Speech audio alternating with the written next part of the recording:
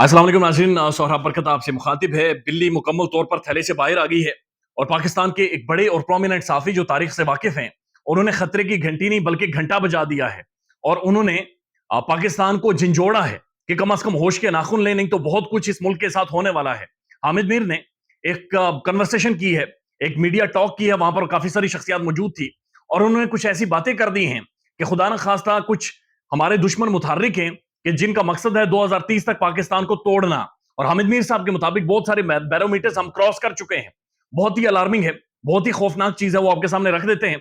लेकिन उससे पहले आपको बताएं कि इमरान खान को के हवाले से एक बड़ा बुलावा आया है और इमरान खान को जीआईटी ने कल तलब कर लिया है, कल 4 बजे, यानी कल 4 बजे इमरान खान को जीआईटी ने बुलाया है कि 9 तारीख को जब इमरान खान को उठा लिया गया था, एक इलीगल कस्टडी में लिया गया था सुप्रीम कोर्ट और इस्लामाबाद हाई कोर्ट के मुताबिक, उस दिन जो इमरान खान की गिरफ्तारी के बाद शरपसंदों ने जलाओ गिराव किया, चाहे कोर कमांडर का हो या एस्करी प्लाजे का हो, वो असल में उस मामले की तहकीकात के लिए इमरान खान को बुला लिया है और 3 से 4 मुकदमात और हैं उस दिन के हवाले से इमरान खान के ऊपर। यानी एक बंदा जिसे उठा लिया गया हो, जो बंदा गायब कर लिया गया हो, उसका उन सारे वाकयात से क्या ताल्लुक है। लेकिन बहरहाल एक मामला चल रहे हैं, स्क्रिप्ट चल रहा है, तो उसी चीज में इमरान खान को बहरहाल बुला लिया गया है। अब हामिद मीर साहब ने जो गुफ्तगू की है, जो वीडियो की है, यकीन करें ये जब वीडियो सुनते हैं या उनकी तकरीर सुनते हैं तो आंखों में आंसू आ जाते हैं। और मैं जब ये तकरीर सुन रहा था तो मेरे जहन में एक ही वो नगमा बार बार बज रहा था जो हम बचपन से सुनते आए हैं कि इस वतन की मट्टी में खून है शहीदों का, ये अर्ज़े पाक मरकज है कौम की उम्मीदों का। यानी इस वतन की मट्टी में शहीदों ने, हमारे नौजवानों ने खून बहा है, अपने खून का नजराना पेश किया है और अर्ज़े पाक यानी ये मट्टी मरकज है कौम की उम्मीदों का, दुनिया भर के मुसलमानों की उम्मीदों का ये मरकज है। उसके साथ ये खिलवाड़ हुआ है। हामिद मीर साहब कहते हैं, पहले उन्होंने जॉन अलिया का एक शेर पढ़ा, उन्होंने कहा कि मैं बहुत अजीब हूं। ये जॉन अलिया का शेर है, इतना अजीब हूं कि खुद को तबाह कर लिया और मलाल भी नहीं। उन्होंने कहा कि इस मुल्क के करता धर्ता जो है, उन्होंने इस मुल्क को तबाह कर दिया है और उन्हें मलाल भी नहीं है, जरा परेशानी भी नहीं, जरा एहसास भी नहीं कि मुल्क के साथ वो क्या कर बैठे हैं, यानी बर्बाद कर गए हैं, लेकिन उन्हें एहसास ही नहीं हो रहा कि मुल्क को बर्बाद कर बैठे हैं।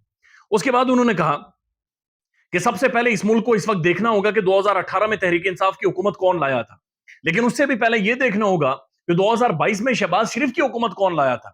हामिद मीर साहब के मुताबिक आपको पता चलेगा कि 2022 में शहबाज शरीफ की हुकूमत, 2018 में तहरीक इंसाफ की हुकूमत लाने वाली एक ही थे। तो फिर वो कहते हैं कि फिर ये पूछना पड़ेगा कि इस वक्त जो कॉन्स्टिट्यूशन मुल्क में मुअत्तल हो गया है, जो आइन मुअत्तल हो गया है, जो रूल ऑफ लॉ कोलैप्स कर गया है, फिर ये करने वाले कौन थे। फिर जाकर हम असल जड़ तक, असल जगह तक पहुंचेंगे।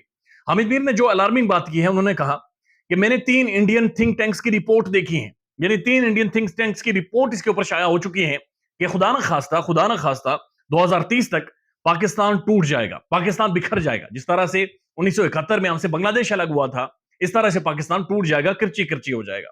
उसके बाद उन्होंने कहा कि ये सिर्फ भारतीय थिंक टैंक्स नहीं है, बल्कि अमेरिकन यूनिवर्सिटी के प्रोफेसर के मुताबिक 2033 तक पाकिस्तान टूट जाएगा। हमारी मुंह में खाक ये बात करते हुए या उन थिंक टैंक्स को सोचते हुए भी एक गुस्सा चढ़ता है।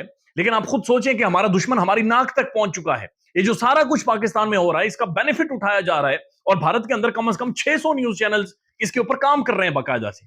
पाकिस्तान के अंदर इदारों के खिलाफ या हुकूमत के खिलाफ, इमरान खान के खिलाफ कोई भी चीज होती है, वहां पर ब्रेकिंग न्यूज लगाकर प्रोपेगेंडा करते हैं, दुनिया भर में प्रोपेगेंडा करते हैं।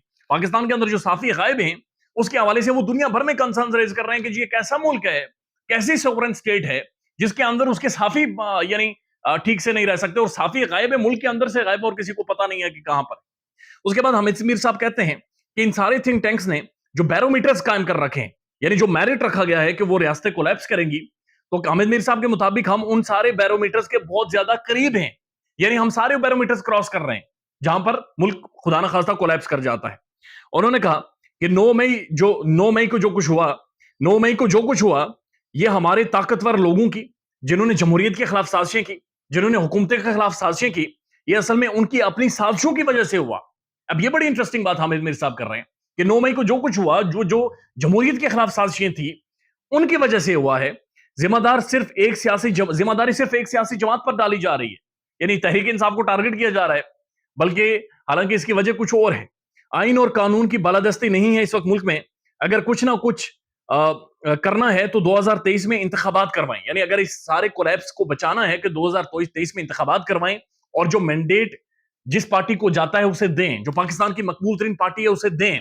1971 में हमारी तारीख भरी पड़ी है, मशरत भले ही हमारा चेंज हो, भले ही पॉलिटिकल साइंस में ये चीजें डिस्कस ना हो रही हो, भले ही मैंने मास्टर्स पॉलिटिकल साइंस में किया है और ऐसी कोई भी रियलिटीज नहीं लिखी हुई जो कि बहुत सारी चीजें दुनिया भर के राइटर्स लिखते हैं। तो अगर रियलिटीज मौजूद नहीं है लेकिन बहुत सारे हमारे लोग, हमारे मुख्तदिर लोग, ताकतें इस चीज से वाकिफ हैं, वो समझती हैं, तो खुदा ना खास्ता उन्होंने कहा कि अगर 2023 में इंतखाबात नहीं होते और फेयर इंतखाबात और जिस पार्टी का मैंडेट है उसे नहीं दिया जाता, तो ये सारी थिंक टैंक्स की जो प्रिडिक्शंस हैं, ये जो डेटा है, वो रियलिटी में तब्दील हो जाएगा। उन्होंने कहा कि हमें देखना होगा कि 2018 और 2022 के असल कारीगर कौन थे और उन कारीगरों तक हमें पहुंचना पड़ेगा। हामिद मीर साहब कहते हैं कि मुझे एक ही चीज हौसला देती है, वो ये है कि इस मुल्क के जो नौजवान हैं वो इस मुल्क को बचाएंगे और इन थिंक टैंक्स को और इन दुश्मनों को कामयाब नहीं होने देंगे। देखना होगा कि ये नौजवान किस पार्टी जमात के किस सियासी लीडर के साथ खड़े हैं। यकीन कीजिए इमरान खान वाहिद लीडर है इस वक्त पाकिस्तान में जिसके साथ पूरा मुल्क जुड़ा हुआ है, जिसके इर्द गिर्द पूरा मुल्क घूमता है, जिसके रिप्रेजेंटेशन पूरे मुल्क के अंदर मौजूद है। खुदा ना खास्ता अगर इमरान खान को माइनस किया गया पॉलिटिक्स से या तहरीक इंसाफ को पॉलिटिक्स से माइनस किया गया तो एक बहुत बड़ा नौजवानों का वोट बैंक टूट जाएगा और जब वो वोट बैंक टूट जाएगा और वो नौजवान सियासत से बाहर हो जाएंगे, फिर वो क्या करेंगे, that is a big question mark. लेकिन हम दुआ कर सकते हैं, ये हमारा मुल्क है, ये हमारी पहचान है, ये हमारी जान है, अल्लाह ताला इसे क़यामत तक कायम और दायम रखे। हम दुआ गो भी हैं और हमें यकीन भी है कि ये मुल्क कायम और दायम रहेगा। ख्याल रखिएगा अपना। अल्लाह हाफिज।